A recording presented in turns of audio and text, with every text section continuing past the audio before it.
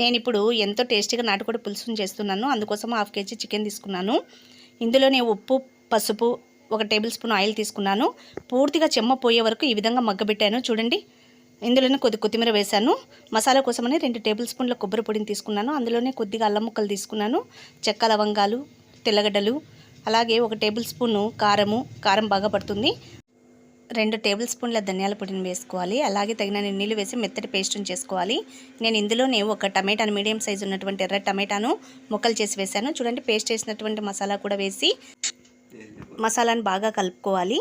తర్వాత medium flame మీద బాగా పచ్చివాసన పోయే వరకు వేయించుకోవాలి. తర్వాత తగినన్ని నీళ్లు వేసి మనము కుక్కర్ మూత పెట్టేయాలి. చూడండి, 2 గుడ్లు కూడా ఉన్నాయి ఇందులోనే. నేను ఆ గుడ్లను ఏమాత్రము కదపకుండా అలాగే వేసేసాను నీళ్ళు వేసిన తర్వాత కుక్కర్ మూత పెట్టేసి 7 నుండి 9 విజిల్స్ వచ్చే వరకు బాగా ఉడికించుకోవాలి. తర్వాత ఈ విధంగా